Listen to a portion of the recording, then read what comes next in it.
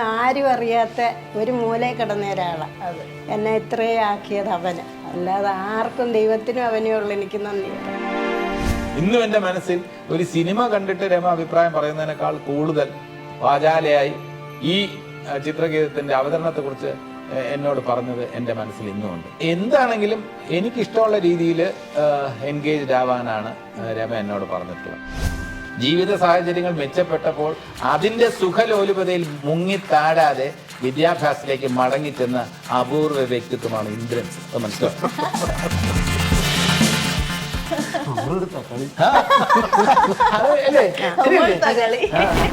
നമ്മളെ പഠിപ്പിച്ചിട്ടില്ലെങ്കിലും മനസ്സുകൊണ്ട് ഞാനൊരു ഗുരുനാഥനെ പോലെ കണ്ടിട്ടാണ് പല കാര്യങ്ങളും ചോദിക്കുന്നത്. ഇന്ദ്രൻസ് പറഞ്ഞു ചെയ്യുമ്പോ അന്ന് പ്രൊമോഷനൊക്കെ വാക്കും കൊടുത്തു. ആ സാറുണ്ട് ആറോള് സാർ ഞങ്ങളെ കൂടെ വിളിക്കണം കേട്ടോ.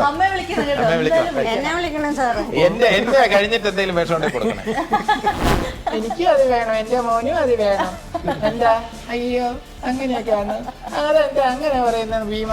ഇന്ദ്രൻസ് ഓരോന്നും ആദ്യത്തെ ചെറിയ കാറ് പോകാത്ത ഒരു വഴിയിലുള്ള ഒരു വീട്ടിലായിരുന്നു താമസം. അതിനുശേഷം എൻ്റെ അടുത്ത് വന്ന് പറഞ്ഞു, സാർ ഒരു സ്ഥലം വാങ്ങിച്ചിട്ടുണ്ട്. മുഖ്യമന്ത്രി എന്ന നിലയിൽ ഓരോ ബുധനാഴ്ച അങ്ങനെ പിന്നെ പത്രസമ്മേളനം നടത്തുമ്പോൾ എന്ത് കോൺഫിഡൻ്റ് ആയിട്ടാണ് കാര്യങ്ങൾ പറയുന്നത്. പത്മനാഭൻ സാർ വന്ന് ഇന്ദ്രൻസിൻ്റെ അടുത്ത് പറഞ്ഞാൽ ഇന്ദ്രൻസ് റെഡിയാണ്. അത് സുരേന്ദ്ര ഇതാണ് കഥാപാത്രം, നീ എടുത്താൽ മതി, നീ അത് എന്നെ ഒന്ന് കാണിച്ചാൽ മതി. ഇന്ദ്രൻസ് കൊണ്ട് കാണിക്കും. ആ കറക്റ്റാണ് ഓക്കെ. രണ്ടാം ഊഴത്തിൽ ഭീമൻ ചിലപ്പോൾ മോഹൻലാലായിരിക്കാം, ചിലപ്പോൾ മമ്മൂക്കായിരിക്കാം.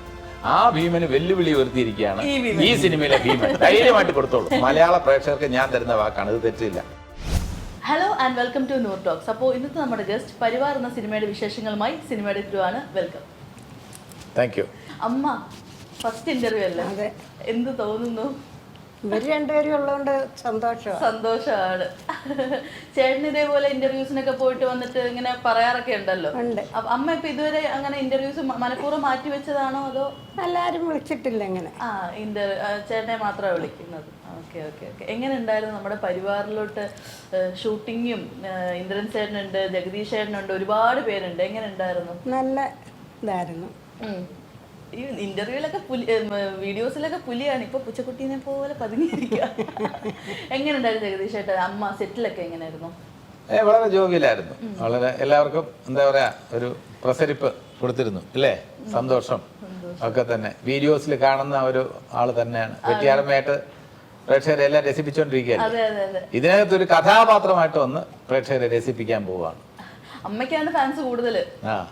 അതെ, അതുകൊണ്ടല്ലേ കൂടുതൽ ഫസ്റ്റ് പ്ലേസ് കൊടുത്തത്. അപ്പൊ ഏറ്റവും കൂടുതൽ ഫസ്റ്റ് ഇമ്പോർട്ടൻസ്. ഇന്ദ്രൻ ചേട്ടാ സുഖമായിട്ടിരിക്കുന്നു? കുറച്ചായി നമ്മൾ കണ്ടിട്ട്.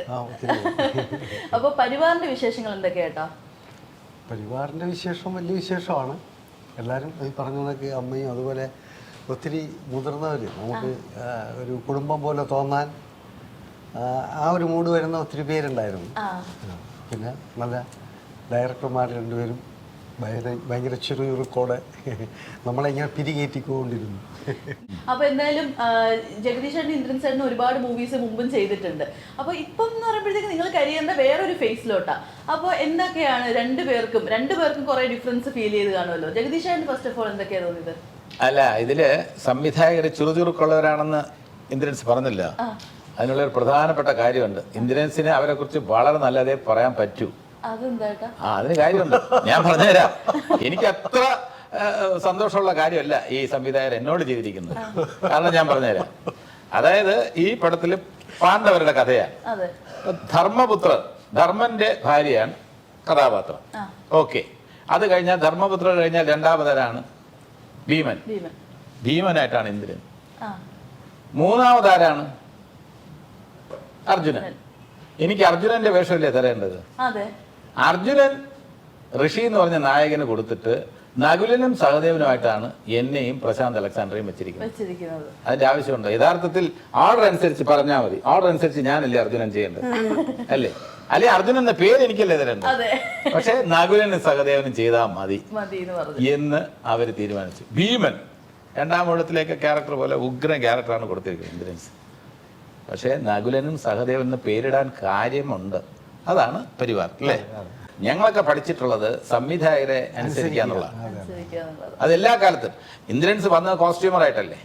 ഇന്ദ്രൻസ് സംവിധായകർക്ക് ഏറ്റവും പ്രിയപ്പെട്ട കോസ്റ്റ്യൂമർ ആയിരുന്നു, വസ്ത്രാലങ്കാര വിദഗ്ധൻ എന്ന് വേണമെങ്കിൽ പറയാം. അതായത് സംവിധായകൻ പത്മരാജൻ സാറിൻ്റെ കൂടെ വർക്ക് ചെയ്യുക എന്ന് പറഞ്ഞാൽ നിസ്സാര കാര്യമല്ല. ഇന്നും ഇന്ദ്രൻസ് അഭിമാനത്തോടെ ഞാൻ കോസ്റ്റ്യൂമർ ആയിരുന്നു, അല്ലെങ്കിൽ ഇപ്പോഴും കോസ്റ്റ്യൂമർ ആണെന്നൊക്കെ പറയാൻ ഒരു മടിയുമില്ല, സങ്കോചവുമില്ല. കാരണം വെച്ചാൽ പത്മരാജൻ സാറിനെ പോലുള്ളവർ അവരുടെ ടേസ്റ്റ് അനുസരിച്ച് പത്മരാജൻ സാർ വന്ന് ഇന്ദ്രൻസിൻ്റെ അടുത്ത് പറഞ്ഞാൽ ഇന്ദ്രൻസ് റെഡിയാണ്. അത് സുരേന്ദ്ര, ഇതാണ് കഥാപാത്രം, നീ എടുത്താൽ മതി, നീ അത് എന്നെ ഒന്ന് കാണിച്ചാൽ മതി. ഇന്ദ്രൻസ് കൊണ്ട് കാണിക്കും. ആ കറക്റ്റാണ്, ഓക്കെ. ഇതൊരു ഭാഗ്യമല്ലേ ഇന്ദ്ര അതിനെക്കുറിച്ച് പറയാൻ വേണമെങ്കിൽ.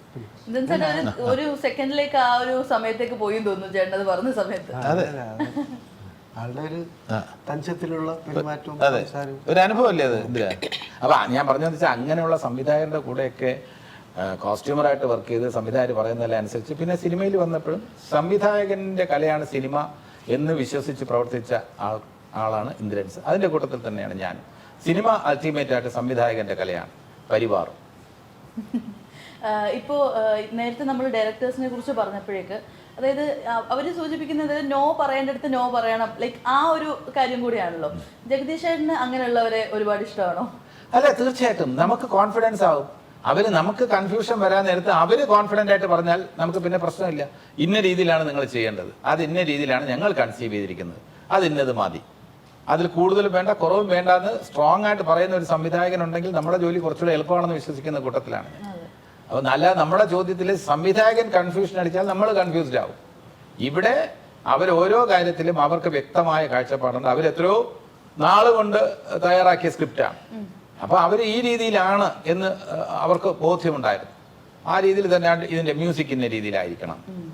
സാധാരണ രീതിയിൽ ഞാൻ നേരത്തെ പറഞ്ഞില്ലേ, മ്യൂസിക് കുറച്ചുകൂടെ ഹ്യൂമർ ആകാം എന്ന് ഞാൻ പറഞ്ഞപ്പോൾ അല്ല ചേട്ടാ, അങ്ങനെയല്ല, അതിന്റെ കാലം പോയി. കാരണം വെച്ചാൽ ചില സിനിമയിലൊക്കെ നമ്മളിപ്പം പഴയ കോമഡി സീൻ എന്ന് പറഞ്ഞാൽ പണ്ട് എന്നൊക്കെ പറഞ്ഞ് മ്യൂസിക്കൊക്കെ അടിച്ചിട്ട് ആ മ്യൂസിക് അതിൻ്റെയൊക്കെ കാലം. അങ്ങനെ ഞാൻ പറഞ്ഞ അങ്ങനെയല്ല, കുറച്ചുകൂടെ അല്ല, അത് വേണ്ട. അങ്ങനെ ഹ്യൂമറിന് വേണ്ടി ഹ്യൂമർ കൂട്ടാൻ വേണ്ടിയുള്ള മ്യൂസിക്, അങ്ങനെ ഒരു മ്യൂസിക് ഇല്ല. ഒരു സീനിനൊരു മ്യൂസിക്കാണ്, ആ സീനിനുള്ള മ്യൂസിക്കാണ് ഞങ്ങൾ ആഗ്രഹിക്കുന്നത്. അത് ബിജിബാലിനോട് ഞങ്ങൾ പറഞ്ഞു. ഞങ്ങൾ ബിജിബാൽ അതിനനുസരിച്ചുള്ള മ്യൂസിക് ഞങ്ങൾക്ക് തന്നിട്ടുണ്ട്. ഞങ്ങൾ ആഗ്രഹിക്കുന്ന തരത്തിലുള്ള എഡിറ്റിംഗ് ഞങ്ങൾക്ക് കിട്ടിയിട്ടുണ്ട്. ഞങ്ങൾ ആഗ്രഹിക്കുന്ന തരത്തിലുള്ള അഭിനയവും ഞങ്ങൾക്ക് നിങ്ങളുടെ നിന്ന് കിട്ടിയിട്ടുണ്ടെന്ന് പറഞ്ഞു. അപ്പോൾ നമ്മൾ ഹാപ്പിയാണ്. അതുപോലെ വേറെ എന്താ വേണ്ട? ഇന്ദ്രൻ ചേട്ടന് പക്ഷെ ഒരാളുടെ മുഖത്ത് നോക്കിയിട്ട് നോ പറയാനായിട്ട് ഇച്ചിരി മടിയുള്ള കൂട്ടത്തിലാന്ന് തോന്നുന്നു അല്ലേ? അങ്ങനെയൊന്നുമില്ല, പറയേണ്ടപ്പോ ആള് വേറെയാണ്. നമ്മൾ അഭിനയിക്കാൻ ചെല്ലുമ്പോൾ അവരാണ് അതിന്റെ ആദ്യ അവസാനം ശരിക്കും അറിയാവുന്നത്. ഒരുപാട് അരിച്ചരിച്ചെടുത്തിട്ടായിരിക്കും നമ്മുടെ അടുത്തേക്ക് വരുന്നത്. അപ്പോൾ നമ്മൾ പെട്ടെന്ന് കയറി ഒരു അഭിപ്രായം പെട്ടെന്ന് തോന്നുന്നത് നമ്മൾ ചോദിക്കുന്നത്, അത് ഇല്ല എന്ന് പറയുമ്പോൾ നമ്മൾ കുറച്ചുകൂടെ ധൈര്യമായിട്ട് നമുക്ക് നിൽക്കാൻ പറ്റുമല്ലോ. അപ്പോൾ അങ്ങനെ പറയുന്നവരടുത്ത് നമ്മൾ കൂടുതൽ നമ്മൾ സേഫാണ്. ഇതിൽ ഗംഭീര റോളാണ് ഇന്ദ്രൻസിന്റെ. ഭീമൻ എന്ന് പറയുന്ന കഥാപാത്രം അടുത്ത കാലത്ത് ചെയ്തിട്ടുള്ളതിൽ വളരെ വ്യത്യസ്തമാണ്. അത് ഗംഭീരമായിട്ട് ഇന്ദ്രൻസ് പെർഫോം ചെയ്തിട്ടുണ്ട്. മലയാള സിനിമയ്ക്ക് രണ്ടാം ഊഴത്തിന് മുമ്പ് ഒരു ഭീമനെ കിട്ടാൻ പോകും. കാരണം എല്ലാം കാത്തിരിക്കുന്നത് രണ്ടാം ഊഴത്തിൽ ഭീമൻ വൈകുന്നതും ഒരു പക്ഷേ ഒരു കാര്യം ഞാൻ പറയാം. രണ്ടാം ഊഴത്തിൽ ഭീമൻ ചിലപ്പോൾ മോഹൻലാൽ ആയിരിക്കാം, ചിലപ്പോൾ മമ്മൂക്ക ആയിരിക്കാം. ആ ഭീമന് വെല്ലുവിളി ഉയർത്തിയിരിക്കുകയാണ് ഈ സിനിമയിലെ ഭീമൻ. ധൈര്യമായിട്ട് കൊടുത്തോളൂ. അതെ, നമ്മുടെ ഫസ്റ്റ് ഭീമൻ ഇതാണ്. ആ ഭീമൻ ഞങ്ങൾ പറയുന്നത്, ഞങ്ങളുടെ ഭീമൻ ഇതാണ്. ഞങ്ങളുടെ ഒന്നാം ഊഴത്തിലെ ഭീമൻ ഇതാണ്. രണ്ടാം ഊഴത്തില് ആര് മോഹൻലാൽ അഭിനയിച്ചാലും ഞങ്ങൾക്ക് ടെൻഷനില്ല, മമ്മൂക്ക അഭിനയിച്ചാലും ഞങ്ങൾക്ക് ടെൻഷനില്ല. ഞങ്ങളിതാ ഭീമനുമായിട്ട് വരികയാണ്. ഈ ഭീമന്റെ ഷെയ്ഡ്സ് നിങ്ങൾ കണ്ടിട്ട് ഞെട്ടിയില്ലെങ്കിൽ അപ്പം എന്നോട് ചോദിച്ചു. ഈ ഭീമനുമായിട്ട് വേണം ഇനി മുട്ടി നിൽക്കാൻ. ക്യാരക്ടർ അങ്ങനത്തെ ക്യാരക്ടറാണ്. അതിന്റെ ഡീറ്റെയിൽസ് പറയാൻ പറ്റില്ല. ബാക്കിയെല്ലാം ഉണ്ട്. ഗതയ്ക്ക് പകരം നാവാണ്. നാവ് എന്നെയൊക്കെ എന്തുമാത്രം വഴക്ക് പറഞ്ഞിട്ടുണ്ടെന്ന് അറിയാം. അത് സിനിമയില്, അല്ലാതെ വഴക്കൊന്നും പറയത്തില്ല. അല്ലാതെ ഞങ്ങൾ സുഹൃത്തുക്കളാണ്, അടുത്ത കുടുംബ സുഹൃത്തുക്കൾ. അപ്പോ അമ്മയുടെ ക്യാരക്ടറിനെ കുറിച്ചൊന്ന് പറയാമോ?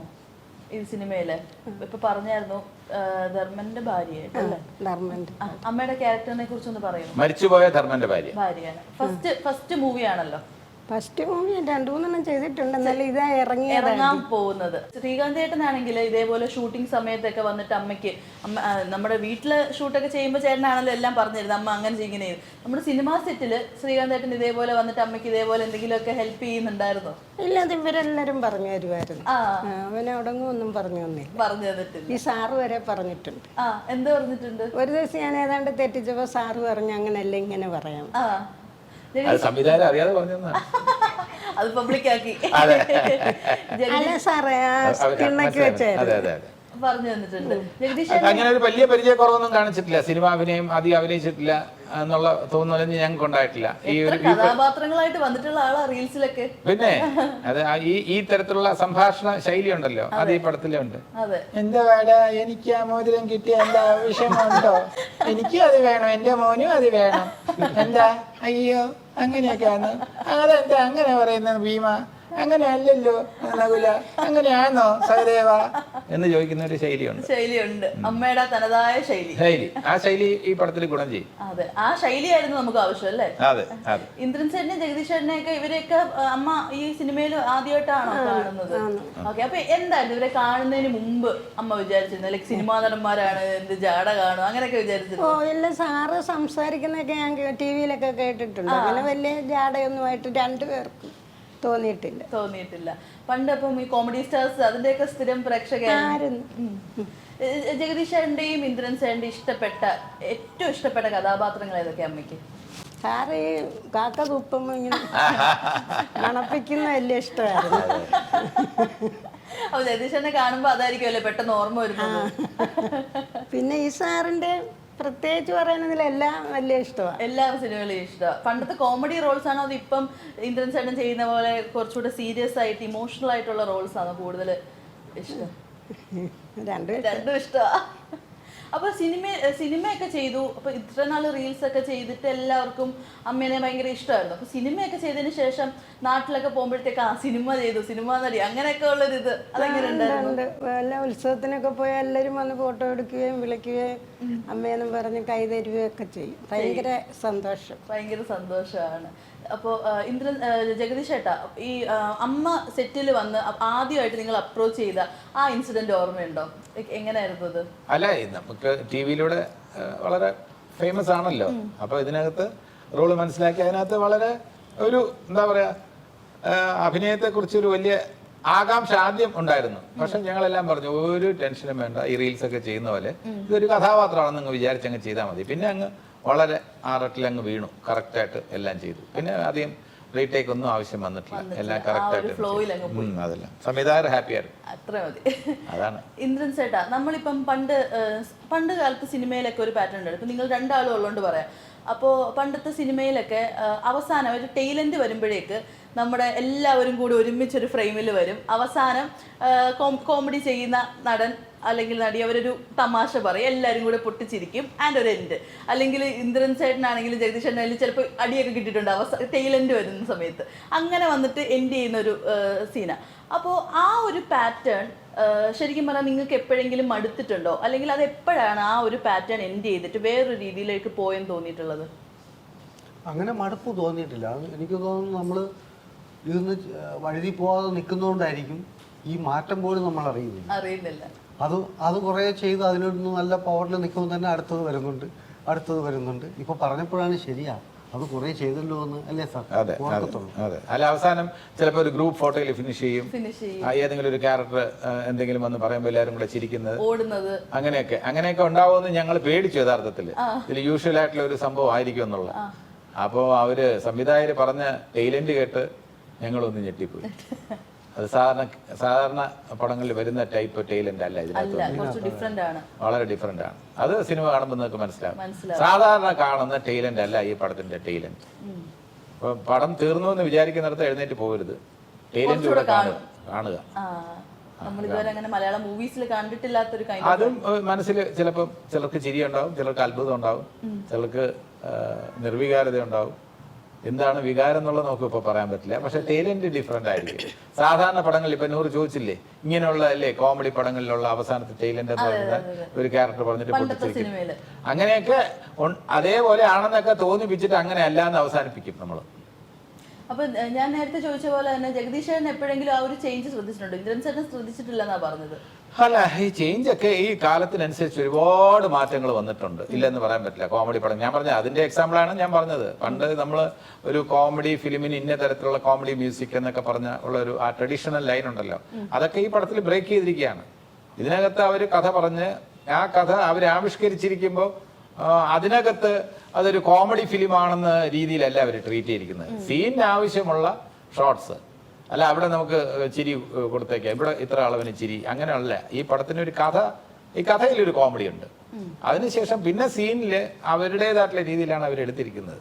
അപ്പൊ അത് കാലത്തിന്റെ മാറ്റമാണ്. ഇന്ദ്രൻ ചേട്ടാ പരീക്ഷ എന്തായാലും ഇന്ദ്രൻ ചേട്ടൻ എഴുതുന്നുണ്ടെന്ന് പാസ്സായി എല്ലാവർക്കും അറിയാം. ആ സമയത്ത് ജഗദീശനുള്ളിലെ ആ ഒരു അധ്യാപകൻ പുറത്തോട്ട് വന്നിരുന്നു എപ്പോഴെങ്കിലും? അല്ല, ഇന്ദ്രൻസിന് ആദ്യകാലം പോലെ എന്നെ പ്രേരിപ്പിച്ചുകൊണ്ടിരിക്കുന്ന സാറൊക്കെ തന്നെ. ഇന്ദ്രൻസിന്റെ ഒരു ഗുണം എന്ന് പറഞ്ഞാൽ ഇന്ദ്രൻസ് നമ്മൾ വിചാരിക്കുന്നില്ല, എന്നെക്കാളും കൂടുതൽ ചെറുകഥകളും നോവലുകളും വായിച്ചിട്ടുള്ള ആളാണ്. ഈ വായന എന്ന് പറയുന്നത് ഇന്ദ്രൻസിന്റെ കയ്യിൽ എപ്പോഴും ഒരു പുസ്തകം കാണും. ഇന്ദ്രൻസ് എങ്ങനെയാണ് കൂടുതൽ നല്ല ചിത്രങ്ങളിൽ അഭിനയിക്കാനുള്ള അവസരം കിട്ടിയെന്ന് ചോദിച്ചു കഴിഞ്ഞാൽ ഇന്ദ്രൻസിന് ഈ സാഹിത്യമായിട്ടുള്ള നല്ല അടുത്ത ബന്ധമുണ്ട്. ഒരു നല്ല കഥ കേട്ടാൽ ഇന്ദ്രൻസിന് പെട്ടെന്ന് മനസ്സിലാവും. ഒരു സംവിധായകൻ വരുമ്പോൾ ആ നല്ല കഥയാണ് അദ്ദേഹത്തിന്റെ കയ്യിലുള്ളതെന്ന് പെട്ടെന്ന് 5 വരി കേൾക്കുമ്പോൾ തന്നെ ഇന്ദ്രൻസിന് തിരിച്ചറിയാൻ കഴിയും. അപ്പൊ ഇന്ദ്രൻസിന് ഔപചാരികമായിട്ടുള്ള വിദ്യാഭ്യാസം, അതിന്റെ സർട്ടിഫിക്കറ്റ് ഇപ്പോഴാണ് കിട്ടുന്നതെങ്കിലും ഇന്ദ്രൻസ് ഒരു ബിരുദമോ ബിരുദാനന്തര ബിരുദമോ ഉള്ള ഒരാളായിട്ടാണ് ഞാൻ കണക്കാക്കുന്നത് അറിവിന്റെ കാര്യത്തിൽ. VS അച്യുതാനന്ദൻ സഖാവ് ഔപചാരികമായ വിദ്യാഭ്യാസം എന്താണ്? കുറവാണ്. പക്ഷെ അദ്ദേഹത്തിന്റെ അനുഭവങ്ങളോ, അദ്ദേഹം മുഖ്യമന്ത്രിയായിട്ട് ഭരിച്ചിട്ട് അദ്ദേഹത്തിന് എന്തെങ്കിലും ഒരു കൺഫ്യൂഷൻ ഉള്ളതായി നമുക്ക് തോന്നിയിട്ടുണ്ടോ? അദ്ദേഹം മുഖ്യമന്ത്രി എന്ന നിലയിൽ ഓരോ ബുധനാഴ്ച അങ്ങനെ പിന്നെ പത്രസമ്മേളനം നടത്തുമ്പോൾ എന്ത് കോൺഫിഡന്റ് ആയിട്ടാണ് കാര്യങ്ങൾ പറയുന്നത്. അപ്പോൾ നമുക്ക് ഇംഗ്ലീഷ് അറിയാമെങ്കിൽ മാത്രമേ നമുക്കിവിടെ മുന്നോട്ട് പോകാൻ കഴിയുമെന്നുള്ള ധാരണ ഒന്നും വേണ്ട. മലയാളത്തിലും എവിടെയാണെങ്കിലും ഏത് ഭാഷയാണെങ്കിലും അറിവുണ്ടെങ്കിൽ അയാൾക്ക് മുന്നോട്ട് പോകാൻ കഴിയും. അതിനൊരു നല്ല ഉദാഹരണമാണ് ഇന്ദ്രൻസ്. പക്ഷേ ഇന്ദ്രൻസ് അവിടെ നിന്നില്ല. എന്നാൽ നമ്മുടെ ഔപചാരികമായിട്ടുള്ള ഒരു സർട്ടിഫിക്കറ്റും കൂടെ ഞാൻ കരസ്ഥമാക്കും. ഞാൻ പഠിച്ച് പാസ്സാവും, ഇനിയും പഠിക്കണമെന്ന് ആഗ്രഹം വരിക എന്ന് പറയുന്നത് നിസ്സാര കാര്യമല്ല. കാരണം ഈ വിദ്യാഭ്യാസമൊക്കെ ആഗ്രഹം ഉണ്ടായിട്ടും കിട്ടാതെ പോയ ഒരാളാണ്. കുടുംബത്തിന്റെ സാഹചര്യത്തില്, അല്ലാതെ പിന്നെ പഠിക്കാൻ പിന്നെ താല്പര്യമില്ലാഞ്ഞിട്ടല്ല, അല്ല, അന്നത്തെ സാഹചര്യം കഷ്ടപ്പാടിന്റെ നടുവിലാണ് വളർന്നത്. ഒരുപാട് ബുദ്ധിമുട്ടി ഒരു കുടുംബത്തിൽ വളരുമ്പോൾ അതിന് വിദ്യാഭ്യാസത്തിനേക്കാളും ജീവിതം ആയിരുന്നു അദ്ദേഹത്തിന്റെ മുന്നിലെ പ്രധാന പ്രശ്നം. ആ ജീവിതം പ്രധാന പ്രശ്നമായപ്പോൾ വിദ്യാഭ്യാസം മാറ്റിവെക്കേണ്ടി വന്നു.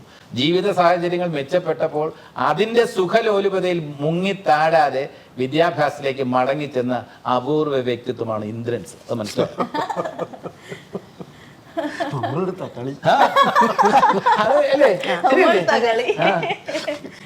പിന്നല്ല ജഗദീശൻ അത്ര ഇതായിട്ട് അല്ല, എനിക്ക് ഇന്ദ്രൻസ്, ഞങ്ങൾ ആദ്യം പറഞ്ഞല്ലോ കുടുംബ സുഹൃത്തുക്കളാണ്. ഇന്ദ്രൻസ് ഓരോ കാര്യം ഞങ്ങളുടെ അടുത്ത് ഒന്ന് കൺസൾട്ട് ചെയ്യാറുണ്ട്. ഇപ്പൊ വീട്ടില് രമയുമായിട്ടും ഇന്ദ്രൻസിന് വളരെ അടുപ്പമുണ്ട്. ഇന്ദ്രൻസിന്റെ ഷോപ്പ് എന്ന് പറയുന്നത് മെഡിക്കൽ കോളേജ് ജംഗ്ഷനിലായിരുന്നു. ഒരു ചെറിയ ഷോപ്പായിരുന്നു. അതിൽ നിന്ന് ഇന്ന് കുമാരപുരത്തുള്ള വലിയ ഒരു ഷോപ്പിലേക്ക് മാറി. അപ്പൊ ആ ചെറിയ ഷോപ്പിന്റെ അടുത്ത് അന്ന് രമ മെഡിക്കൽ കോളേജിൽ, അപ്പോൾ രമയ്ക്ക് പരിചയമുണ്ട്, എനിക്ക് പരിചയമുണ്ട്. ഇന്ദ്രൻസിന് ആ പടിപടിയായിട്ട് വളർന്നു വരുമ്പോൾ ഇന്ദ്രൻസ് ഓരോന്നും ആദ്യത്തെ ചെറിയ കാറ് പോകാത്ത ഒരു വഴിയിലുള്ള ഒരു വീട്ടിലായിരുന്നു താമസം. അതിനുശേഷം എൻ്റെ അടുത്ത് വന്ന് പറഞ്ഞു, സാർ ഒരു സ്ഥലം വാങ്ങിച്ചിട്ടുണ്ട്, വളരെ നല്ല കാര്യം, അവിടെ ഒരു വീട് വയ്ക്കണം, അപ്പോൾ ആരെങ്കിലും എന്തെങ്കിലും നമുക്ക് സഹായിക്കാം. ഞാൻ പറഞ്ഞു നല്ല ആൾക്കാരെ ഞാൻ തരാം.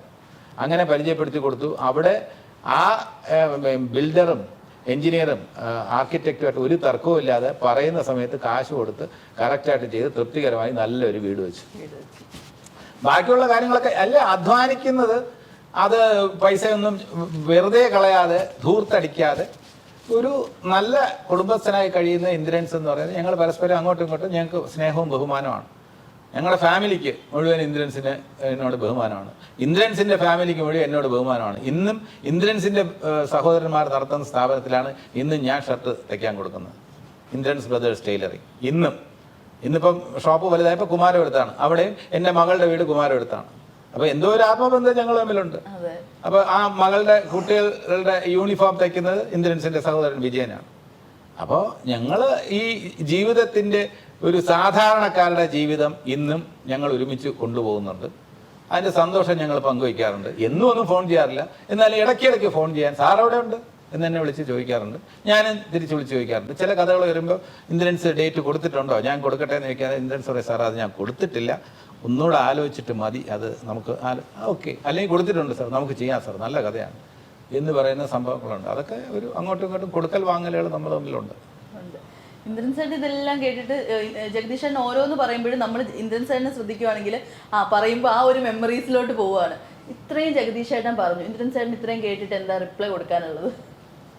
അല്ല അദ്ദേഹം അത് കറക്റ്റായിട്ട് വാച്ച് ചെയ്യുന്നുണ്ട്, നമുക്ക് വേണ്ട നിർദ്ദേശം തരുന്നുണ്ട്.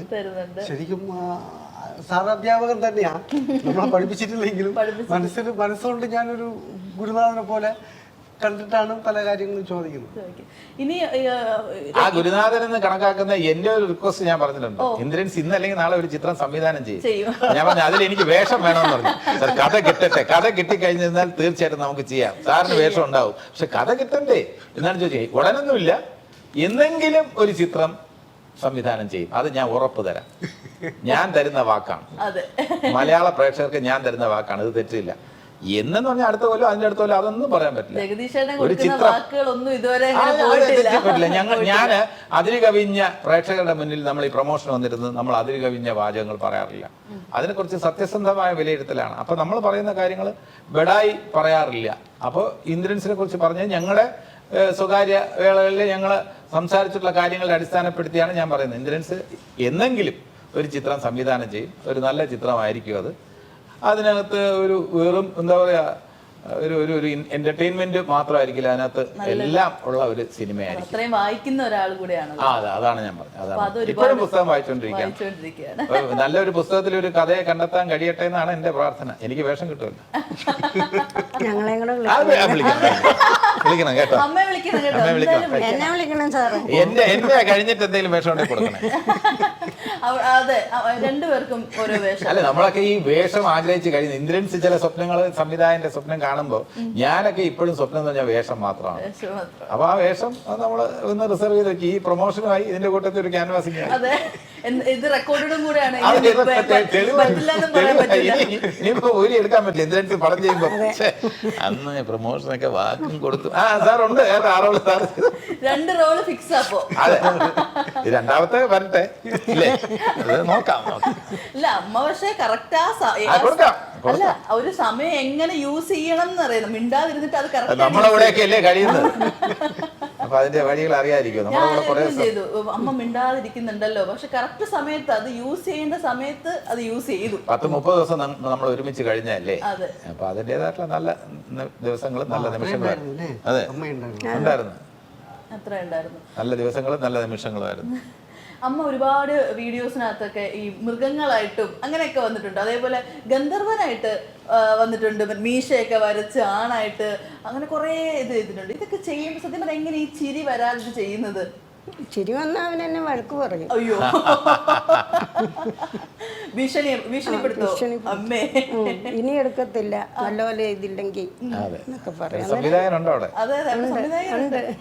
എല്ലാം ഭയങ്കര കറക്റ്റ്, ആ സ്പോണ്ടേനിയസ് ആയിട്ട് അപ്പൊ തന്നെ ഒരു മാറ്റർ നടക്കുമ്പോ അപ്പൊ തന്നെ സ്ക്രിപ്റ്റ് എഴുതി എല്ലാം ചെയ്യും അല്ലേ? അമ്മയുടെ ഭാഗത്തുനിന്ന് എന്തെങ്കിലും? ഇല്ല, ഞാനൊന്നും പറഞ്ഞു കൊടുക്കത്തില്ല, അവൻ പറയുന്ന പോലെ ചെയ്യണം. അയ്യോ, അപ്പൊ അമ്മ ആദ്യമൊക്കെ അമ്മയുടെ ഉള്ളിൽ ഇങ്ങനെ ഒരു നടിയുണ്ട്, അതെപ്പോഴാ എങ്ങനെ പുറത്തു വന്നത് ഈ സംഭവം? ഒരു ദിവസം ഇവൻ എന്നോട് പറഞ്ഞു അമ്മ നമുക്കൊരു വീഡിയോ ചെയ്യാൻ പറ. എനിക്ക് വയ്യ, എനിക്ക് പേടിയാ, നാണക്കേടാ, പലരും വല്ലതൊക്കെ പറയുമെന്ന് പറഞ്ഞപ്പോൾ അമ്മ ഇങ്ങോട്ട് പോകാൻ പറയുന്ന ഞാൻ ഈ ഷെഡിൽ നിന്ന് പറയാമെന്ന്. അപ്പം അവിടെ നിന്ന് പറയുമ്പോൾ ഫോണിൽ കൂടെ പിടിച്ചെടുത്തു. അങ്ങനെ ആദ്യമായിട്ട് ചെയ്ത. പിന്നെ ഇപ്പം ഞാൻ ചോദിക്കും ഞാനുണ്ടോ, ഞാനില്ലെങ്കിൽ ഇവിടെ വേണ്ടെന്ന് പറയും. അയ്യോ, ഞാനുണ്ടെങ്കിൽ മതി വീഡിയോ, വീട്ടിൽ വെച്ചാ ചെയ്യുന്നേ. അപ്പം ഞാൻ പറയും ഞാനില്ലെങ്കിൽ വീഡിയോ ചെയ്യണ്ടെന്ന് പറയും. വീഡിയോ ചെയ്യണ്ട, അത്രേ ഉള്ളൂ. അപ്പൊ എല്ലാ കഥയിലും അമ്മയാണ് മെയിൻ റോൾ. ഇന്നലെ ഒരെണ്ണം ചെയ്ത അത് ഞാനില്ല, അത് പിന്നെ അങ്ങ് റോഡിലെങ്ങാണ്ട് പോയായിരുന്നു. ഇവിടെ ആയിരുന്നു ഞാൻ മഴക്കിട്ടേ. സിനിമാ നടിയായില്ലേ, അപ്പൊ അതിന്റെ ഒരു കുശുമ്പ് കാണും മേ ബി. അവനോ? ഇല്ല, അവൻ എന്നെ ഇത്രയും ഞാൻ ഒന്നും ആരും അറിയാത്ത ഒരു മൂലയിൽ കിടന്ന ഒരാളാ എന്നെ ഇത്രയും ആക്കിയത് അവന്. അല്ലാതെ ആർക്കും ദൈവത്തിനും അവനേ ഉള്ളു എനിക്ക് നന്ദി പറയാം. പ്രൗഡായിട്ട് ഇന്ന് അവിടെ നിന്ന് ഇന്റർവ്യൂ കാണുന്നുണ്ട് അമ്മ. അതെ, അവിടെ നിന്ന് ഇന്റർവ്യൂ കാണുന്നത്. അത് അത്ര സന്തോഷമായിരിക്കും. അപ്പൊ അമ്മേനെ അങ്ങനെ കൊണ്ടുവന്നത് വെറുതെ ആയില്ലല്ലോ, അത്ര വലിയ അംഗീകാരവും കൂടെ കിട്ടിയല്ലോ. എങ്ങാണ്ട് ഒരിടത്ത് ഇതുപോലെ ഇന്റർവ്യൂവിന് പോയപ്പോൾ പറഞ്ഞു, ലോകത്തിലെങ്ങും അമ്മയെ വലുതാക്കിയ ഒരു മക്കളില്ല, എല്ലാവരും അമ്മ മക്കളെയാണ് വലുതാക്കുന്നത്, ഇതാ മോൻ അമ്മയെ വലുതാക്കിയെന്ന് എവിടെയോ വെച്ച് ആരാണ്ട് ചോദിച്ചപ്പം പറഞ്ഞു. ജഗദീഷ് ചേട്ടാ, ഇപ്പോൾ 1991 ജഗദീഷ് ചേട്ടൻ ഗാനമേള കഥ എഴുതി. അപ്പോൾ അതിനുശേഷം പിന്നീട് 2010 ചേട്ടൻ അടുത്ത മൂവി ചെയ്തത്. അതിനുശേഷം പിന്നെ ചേട്ടൻ മൂവീസ് ചെയ്തതുമില്ല. അപ്പോൾ 91 കഴിഞ്ഞിട്ട് പിന്നെ അത്രയും വലിയൊരു ബ്രേക്ക് വരാനായിട്ടുള്ളൊരു കാരണം എന്താണ്? അതുപോലെ തന്നെ ഇനി ചേട്ടൻ ഒരു മൂവി ചെയ്യുമോ? അങ്ങനെ അല്ല, ഞാൻ നാളെ ഒരു കഥ എഴുതി കൊടുന്നില്ല, ഞാൻ സംവിധാനം ചെയ്യില്ല. നേരത്തെ പറഞ്ഞല്ലോ, സംവിധാനം എൻ്റെ സ്വപ്നമല്ല, എൻ്റെ ആഗ്രഹമല്ല. കഥകൾ ഓരോ ദിവസവും എൻ്റെ മനസ്സിൽ പല കഥകളും വരുന്നുണ്ട്. പിന്നെ അടിസ്ഥാനപരമായി ഞാനൊരു അഭിനേതാവാണ്, അങ്ങനെ അറിയപ്പെടാനാണ് ആഗ്രഹം, അങ്ങനെ സിനിമയിൽ നിൽക്കാനാണ് എൻ്റെ താല്പര്യം. ആ കൂട്ടത്തിൽ ഒരു ഒരു ഒരു പിന്നെ അഭിനയ സാധ്യതയുള്ള വേഷങ്ങളൊക്കെ ഉള്ള കഥകളൊക്കെ വരികയാണെന്നുണ്ടെങ്കിൽ എനിക്കും കൂടെ അഭിനയിക്കാമല്ലോ എന്നുള്ള സ്വാർത്ഥതയുണ്ട് എനിക്ക്. അപ്പോൾ ആ കഥ ഉണ്ടാക്കുന്നതിൽ എനിക്ക് കഥാപാത്രം ഉണ്ടാവുക എന്നുള്ളതല്ല, പക്ഷെ എനിക്ക് ഉണ്ടായാൽ കൂടുതൽ സന്തോഷമായിരിക്കും. അപ്പോൾ അതിനകത്ത് കൂടുതൽ നമുക്ക് ആഗ്രഹമുള്ള തരത്തിലുള്ള ഷെയ്ഡ്സ്, രസങ്ങളും ഒക്കെ ആ കഥാപാത്രത്തിൽ വരികയാണെങ്കിൽ അതും സന്തോഷം. എന്തായാലും കഥകൾ പലതും ഞാൻ ആലോചിക്കുന്നുണ്ട്. അപ്പോൾ ചേട്ടന് ഇടയ്ക്ക് ഒരു സമയത്ത് ഇതേപോലെ ആക്ടിംഗിൽ നിന്നും ചേട്ടൻ്റെ ഒരു ബ്രേക്ക് എടുത്തിട്ടുണ്ടായിരുന്നല്ലോ. ബ്രേക്ക് എടുത്തെന്ന് പറയാൻ പറ്റില്ല, ഇടയ്ക്ക് നല്ല വേഷങ്ങൾ കിട്ടാതെ വന്നപ്പോൾ കുറച്ച് നാളെ ടി വിയിൽ കോൺസെൻട്രേറ്റ് ചെയ്തു. അപ്പോൾ ടി വിയിൽ ആ സമയത്ത് സിനിമകൾ ചെയ്തിട്ടുണ്ട്. ആ സമയത്ത് തന്നെയാണ് ഞാൻ ജലാംശം തുടങ്ങിയുള്ള നല്ല ചിത്രങ്ങൾ ചെയ്തിട്ടുള്ളത്. ടി വി ചെയ്തുകൊണ്ടിരിക്കുമ്പോൾ തന്നെയാണ് ലീല ചെയ്തിട്ടുള്ളത്. പക്ഷെ ഇന്നത്തെ ഈ ഫേസിൽ ടി വി 100% വിട്ടിട്ട് സിനിമ ചെയ്ത കാലഘട്ടം വീണ്ടും ഇപ്പോഴാണ് വന്നത്. അപ്പൊ ആ സമയത്ത് നമ്മൾ കണ്ടിന്യൂസ് ആയിട്ട് നമ്മൾ ചെയ്തുകൊണ്ടിരിക്കുന്ന ഒരു വർക്ക്, എന്നാൽ അത് കണ്ടിന്യൂസ് ആയിട്ട് പിന്നെ ചെയ്യാതിരിക്കുമ്പോൾ നമുക്കൊരു സ്ട്രെസ് കാണുമല്ലോ. ചേട്ടൻ അങ്ങനെ ഒരു സ്ട്രെസ് അല്ല, അങ്ങനെ ഒരു ലോങ് ആബ്സെൻസ് ഉണ്ടായിട്ടില്ല. കോമഡി സ്റ്റാർസും കൂടെ ചെയ്തുകൊണ്ട് പിന്നെ തീർച്ചയായിട്ടും അഭിനയം അതിൻ്റെതായിട്ടുള്ള രീതിയിൽ ഈ ടി വി ഷോസിന്റെ ഭാഗമായിട്ട് ഞാൻ എന്തെങ്കിലുമൊക്കെ അഭിനയിക്കാനുള്ള അവസരങ്ങൾ ഇടയ്ക്കിടയ്ക്ക് വരും. പിന്നെ സ്റ്റേജ് ഷോസ് ഉണ്ട്, പിന്നെ ടി വിയുടെ തന്നെ സെലിബ്രേഷൻസ് ഉണ്ട്. അതിലൊക്കെ എന്തെങ്കിലും സ്കിറ്റുകളിലൊക്കെ പങ്കെടുക്കാൻ, ഈ അവാർഡ് ഫംഗ്ഷൻസിനെല്ലാം ഞങ്ങൾ സ്കിറ്റിലൊക്കെ ഞങ്ങൾ അഭിനയിച്ചിട്ടുണ്ട്. ഞാൻ ഇന്ദ്രൻസുമായിട്ട് ഒരുപാട് സ്കിറ്റുകൾ അഭിനയിച്ചിട്ടുണ്ട്. പിന്നെ വിദേശ ഷോസിൽ ഞങ്ങൾ സ്കിറ്റ് അവതരിപ്പിക്കുമ്പോൾ ഞാനും ഒക്കെ ഇന്ദ്രൻസും ഒക്കെ ഭാഗമാകാറുണ്ട്. അപ്പോൾ അഭിനയം എന്തെങ്കിലുമൊക്കെ ചെയ്യാനുള്ള അവസരങ്ങൾ ഒരിക്കലും ഇല്ലാതായിട്ടില്ല. അപ്പൊ ആ സമയത്ത് എന്നാൽ പോലും ചേട്ടൻ ഇപ്പോൾ ഓക്കെ ഞാൻ കുറച്ച് മൂവീസിന്റെ കൗണ്ട് കുറയ്ക്കാം അങ്ങനെയൊക്കെ പറയുമ്പോഴേക്ക് നോർമലി നമുക്ക് ഏറ്റവും സപ്പോർട്ട് വേണ്ടത് ഫാമിലി നിന്നാണല്ലോ. ആ സമയത്ത് രമ ചേച്ചിയുടെ സപ്പോർട്ട് എങ്ങനെയായിരുന്നു? ഓക്കെ ചേട്ടൻ്റെ ഇഷ്ടത്തിനും അങ്ങനെ ചെയ്തോളൂ, അങ്ങനെ ഒരു കമന്റ് പറയുന്ന കൂട്ടത്തിലായിരുന്നു? അല്ല, ഈ പറയുന്ന പോലെ എന്താണെങ്കിലും എനിക്കിഷ്ടമുള്ള രീതിയിൽ എൻഗേജ്ഡ് ആവാനാണ് രമ എന്നോട് പറഞ്ഞിട്ടുള്ളത്. അതല്ലാതെ ടി വിയിൽ കോൺസെൻട്രേറ്റ് ചെയ്യേണ്ട, അല്ലെങ്കിൽ സിനിമയിൽ മാത്രം കോൺസെൻട്രേറ്റ് ചെയ്താൽ മതി, അങ്ങനെയൊന്നുമല്ല. നിസ്സാരമായിട്ടുള്ളൊരു കാര്യം പറയാം. അതായത്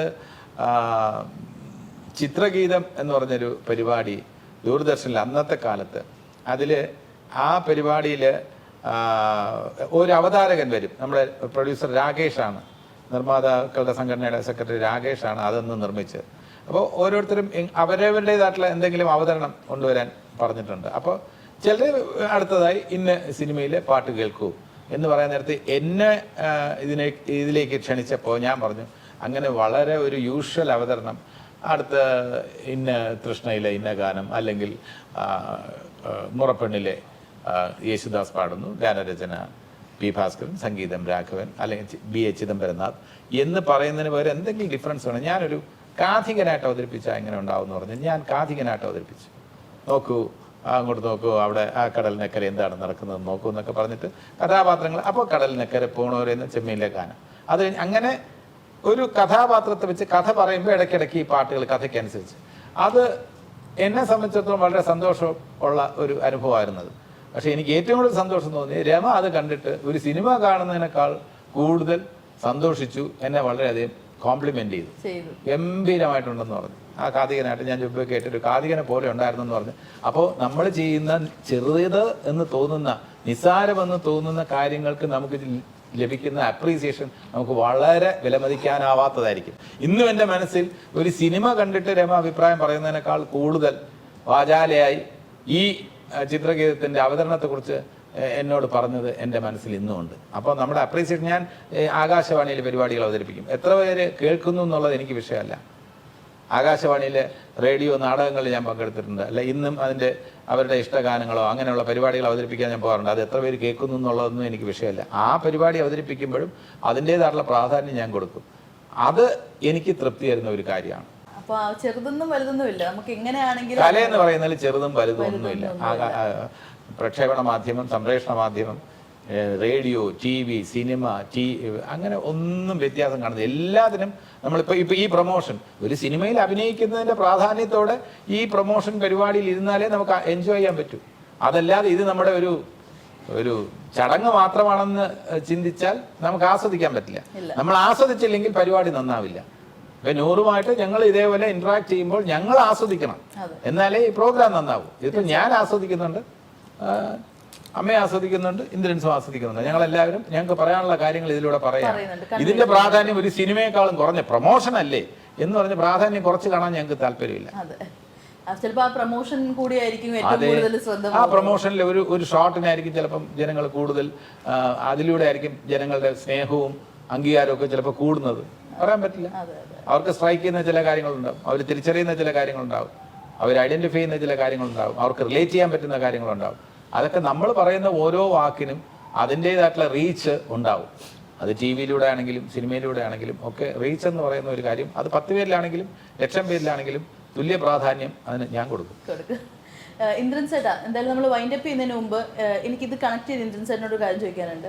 ഇപ്പോൾ പറഞ്ഞല്ലോ കാതികനായിട്ട് ഇങ്ങനെ വേറൊരു രീതിയിൽ അവതരിപ്പിച്ചു എന്ന്. നമ്മുടെ അയലത്തെ അദ്ദേഹം സിനിമയിൽ അതിൽ നിങ്ങൾ മറ്റേ കാസറ്റ് ഷോപ്പിൽ നിൽക്കുക, അതിനകത്ത് നിങ്ങൾ രണ്ടാളും കൂടെ പല പല സിനിമയുടെ, ജഗതി ചേട്ടനും ഇന്ദ്രൻ ചേട്ടനും കൂടെ ഒരു സിനിമയുടെ പേര്, ആ സിനിമയുടെ പേര് ചേർത്ത് ഒരു കഥ പോലെ പറയുന്നുണ്ട്. അത് ചേട്ടന് ആ ഒരു സന്ദർഭം ഓർമ്മയുണ്ടോ ചേട്ടന്? ഓർമ്മയുണ്ട്. അത് ജഗതി ചേട്ടനൊക്കെ ഇങ്ങനെ വളരെ നല്ല ഭയങ്കര, ഞാനൊക്കെ തുടങ്ങുന്നൊരു സമയമുണ്ട്. അപ്പോൾ അദ്ദേഹത്തിൻ്റെ കൂടെ നിൽക്കാൻ വേണ്ടിയിട്ട് ഉള്ളിങ്ങനെ കത്തുന്നുണ്ടായിരുന്നു. അതുകൊണ്ട് തന്നെ അതിൻ്റെ ആസ്വാദനം എത്രത്തോളം നമുക്ക് കിട്ടിയെന്ന് അറിയാൻ പറ്റില്ല. പക്ഷെ ഒപ്പം അദ്ദേഹത്തിന് കൊടുക്കാൻ പറ്റിയ പടങ്ങളുടെ പേരും കരുതി വെച്ചിട്ടുള്ളത് തന്നെയാണ്. എങ്കിൽ പോലും ആ ഒരു മുഹൂർത്തമൊക്കെ ഇപ്പോഴും മനസ്സിലാവും. ആള് പെട്ടെന്ന് ആൾക്ക് തടസ്സം വരരുത്, അതാണ് ജനിച്ചേട്ടൻ്റെയൊക്കെ ഒരു ഫ്ലോ മുറിയരുത്. ആ ഒഴുക്ക് തടഞ്ഞാൽ ദേഷ്യം വരും, ഇല്ലെങ്കിൽ സ്നേഹമാണ്. അങ്ങനെ ദേഷ്യപ്പെട്ടുണ്ടോ എപ്പോഴെങ്കിലും? ദേഷ്യപ്പെടില്ല. ആളിങ്ങനെ എത്ര ആയടാ, ഇത്ര പറഞ്ഞില്ലടാ എന്നൊക്കെ പറയും. ജഗദീശൻ എപ്പോഴെങ്കിലും വഴക്ക് കിട്ടിയിട്ടുണ്ടോ? ഇല്ല, അമ്പിളിച്ചേട്ടൻ്റെ ഇതുവരെ ഒരു വഴക്കും കിട്ടിയിട്ടില്ല. അത് ഇന്ദ്രൻസിന് അറിയാം. ഒരു വഴക്കും എനിക്ക് കിട്ടിയില്ല. കാരണം നമുക്ക് ഈ പറയുന്ന പോലെ നമ്മൾ ഡയലോഗ് കറക്റ്റായിട്ട് പഠിച്ച് താളത്തിൽ പുള്ളി നമ്മൾ ഡയലോഗ് തെറ്റിച്ചാൽ പുള്ളിക്ക് ഭയങ്കര വിഷമമാണ്. കാരണം നല്ല ടൈമിങ്ങിന് പുള്ളി ചെയ്യുന്ന ഒരു ഷോട്ടിൽ നമ്മൾ ഡയലോഗ് തെറ്റിച്ച് കഴിഞ്ഞാൽ അമ്പിളിച്ചേട്ടന് ദേഷ്യം വരും. പക്ഷെ അത്തരത്തിലുള്ള ഒരു അവസരവും ഒരു കാര്യം അങ്ങനെയുള്ള ഒരു അനുഭവം എനിക്കുണ്ടായിട്ടില്ല. അമ്പിളിച്ചേട്ടൻ 100% അത്തരത്തിലുള്ള ഏത് സീനിൽ അഭിനയിച്ചിട്ടുണ്ടെങ്കിൽ ഇന്നും അഭിമാനത്തോടെ ഓർക്കാൻ പറ്റുന്ന സീനുകളാണ് അമ്പിളിച്ചേട്ടനായിട്ട് ജഗതി ചേട്ടനായിട്ട് അഭിനയിച്ചിട്ടുള്ള ഓരോ സീനും എനിക്ക് ഒരു അനുഭവമാണ്. ഇന്നും മനസ്സിൽ എന്താ പറയാ, നല്ല ഓർമ്മയായി നിൽക്കുന്ന അനുഭവം. ആലോചിച്ച് ആസ്വദിക്കാറുണ്ട്. അമ്മ, അപ്പം നമ്മുടെ പരിവാറിന്റെ റിലീസ് എന്നാണ് അമ്മ? മാർച്ച് 7. ഓക്കെ. അപ്പം എങ്ങനെ, എവിടെ, നമ്മുടെ നാട്ടിലായിരിക്കും അതോ ഇവിടെ വന്ന് എല്ലാവരുമായിട്ടായിരിക്കും കാണാൻ? എങ്ങനെ പ്ലാൻ ഇട്ടേക്കുന്നത് അമ്മ? അവനിവിടെ ഉണ്ടെങ്കിൽ വരും, അല്ലെങ്കിൽ അവിടെ കാണാം. എന്തായാലും വരണം, ഫസ്റ്റ് റിലീസല്ലേ സിനിമയുടെ, അല്ലേ? അപ്പോൾ ഇവിടെ വന്ന് എന്തായാലും നമുക്ക് എല്ലാവർക്കും ഒന്നിച്ച് സിനിമ കാണാം. സിനിമ ഒരു സക്സസ്ഫുൾ മൂവി ആവട്ടെ. All the best. Thank you.